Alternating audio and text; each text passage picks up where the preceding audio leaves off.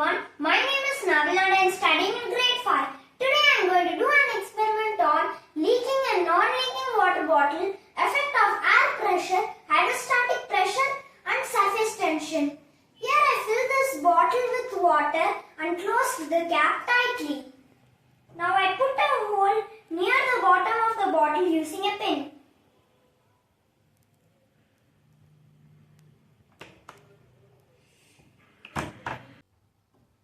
You see here that the water doesn't leak even when I put a hole. This is because when the cap is closed, the air cannot enter and the outside pressure is greater that pushes in the water that makes the water not to leak. When I open the bottle,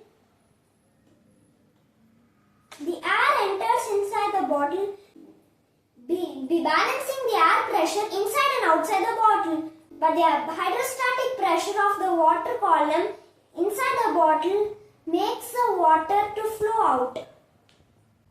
Also, the water velocity gradually decreases when the water level decreases. This is because of the hydrostatic pressure.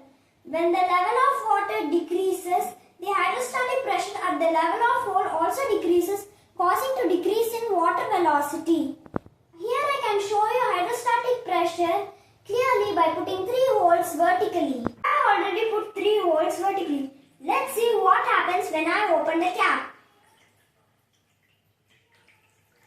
You see here that the bottom hole has the highest pressure, the top one has the lowest and the middle one has the intermediate pressure.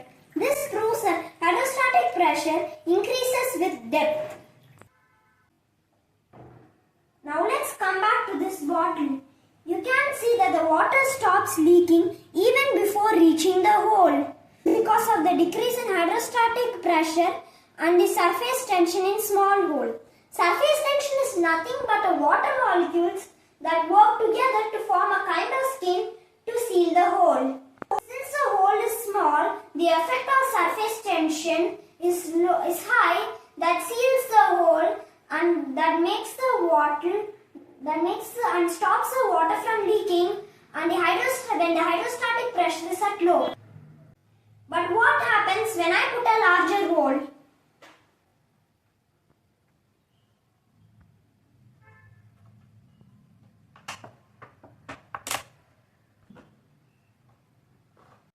With the larger hole, the effect of surface tension becomes negligible and the water continues to flow until the below hole.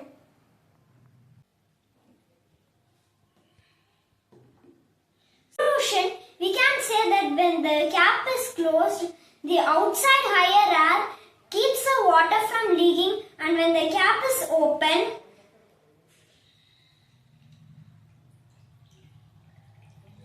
the air gets inside the bottle, balancing the air pressure and the hydrostatic pressure is high enough to push the water past the surface tension barrier.